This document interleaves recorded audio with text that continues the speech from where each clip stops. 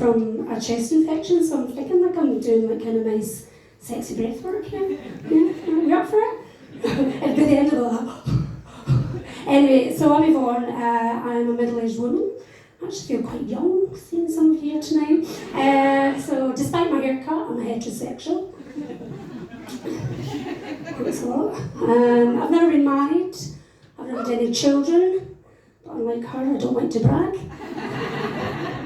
So, no, it's something that is a wee bit special about me. Not much, but I'm left-handed. I'm one of the 10%. Is anyone else here left-handed?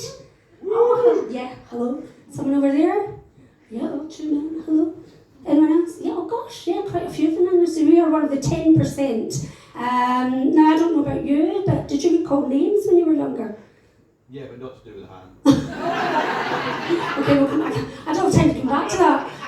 Well, I was called corry-fisted, that's a good old Scottish slur. I was called a freak.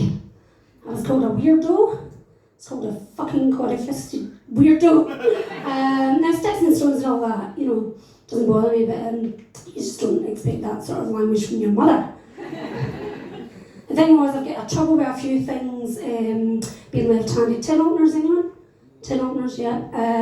I can't write in an A4 spiral notebook, and I think that's the thing that my mum, you know, she doesn't like. She loves me, but she just hates seeing it when I'm writing.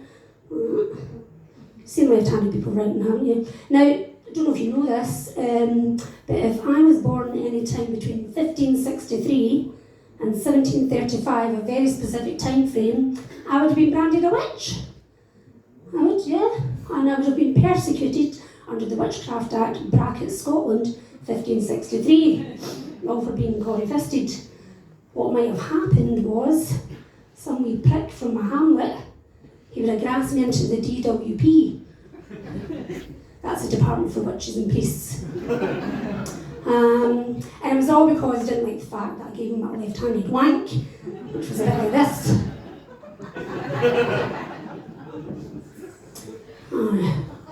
So I'd have been arrested, I'd have been sent to trial, I wouldn't really have had much of a defence, it would have been a foregone conclusion, and I would have been burnt at the stake. Burnt alive.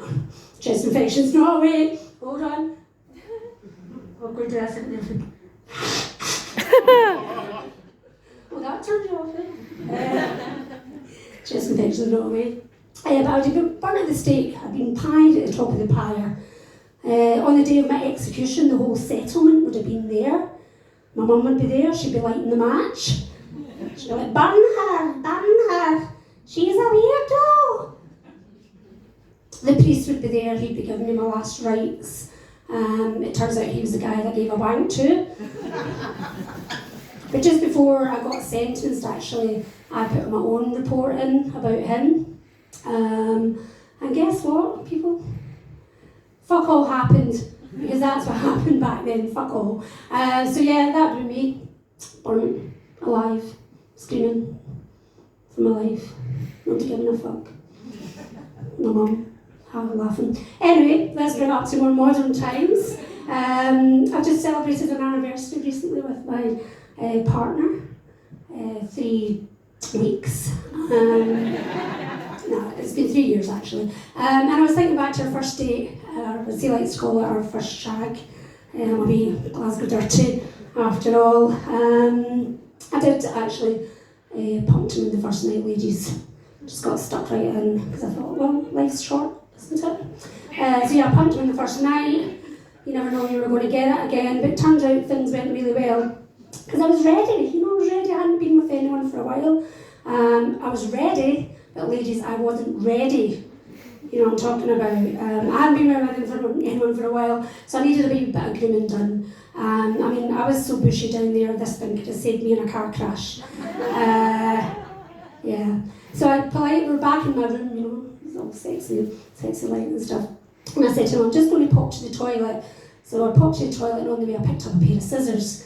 And I got into the bathroom and I set about it myself, and oh my god, I did a sterling job.